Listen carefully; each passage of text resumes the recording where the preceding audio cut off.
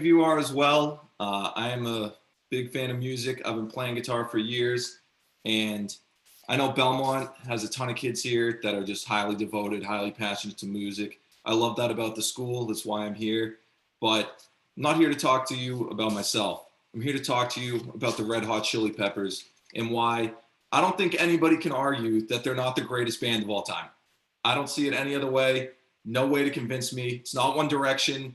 It's the Red Hot Chili Peppers, all right? Let me go into depth as to why here. The chemistry between this band is absolutely mind-boggling. It's ridiculous. They have such a spectrum of emotions and styles and genres, and just the depth of their music skills are beyond belief. And the big catcher to me of the whole thing is really just like what these guys have been through as a band and like the struggles of their lives and how they've managed to overcome all of them just for the love of the band and the love of music. Let me start with their singer. His name's Anthony Kiedis, and he was born into what some might describe as not an ideal environment for a child. His father was a huge partier in LA, and he was like famous all around like the Sunset Strip and like being known for partying. And Anthony was brought into this world at a very young age and soon was like, at the age of like 13, ended up doing like heroin and cocaine and all this crazy stuff as a 13-year-old. Not exactly the ideal lifestyle for a child.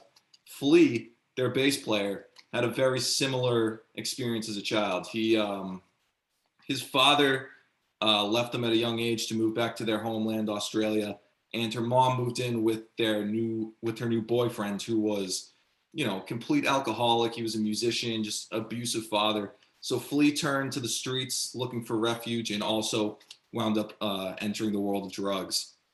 These two met in high school, and with their friend Hillel Slovak, they decided to start the band, the Red Hot Chili Peppers. But early on in their life, early on in the band's life, Hillel sadly overdosed on heroin. Just the beginning of many tragedies for this band. And you can see how the pain of that moment and just the devastation they went through like appears through their music. And it just speaks so profoundly to me how they could like, they weren't really necessarily trying to make music that was like commercially the best thing in the world, but it was more of just like who they were as a person. Once Hillel died, they decided to persevere forward due to a love of the band, and they got a new guitar player, John Frusciante, who was only 18 at the time when he joined. The other guys were about like 25, 27, and he quickly got wrapped up into the world of drugs too. The price of fame, the world of rock and roll just took him over at a young age, and he wasn't ready. So he fell into the world of drugs.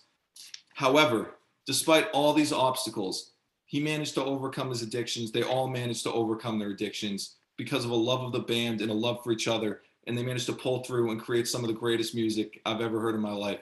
I sincerely challenge anyone in this class to go listen to their top 10 on Spotify and tell me you don't hear a banger. It's just undeniable.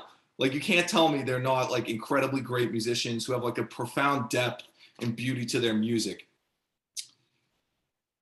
And the beauty of it all that I am so just awestruck by is how you get to hear them develop as people through their albums. You get to hear them go through these struggles. You get to hear them when Hillel dies. You get to hear John's transformation over the years as a guitar player and how he's went through such pain and trials and tribulations and how that defined him as a person and how it affected his playing. The whole thing really just completely blows me away, and I'm just fascinated that they could document it, and they had such a profound love for music.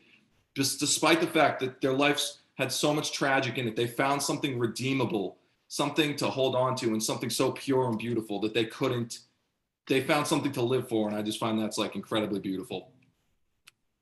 Thanks.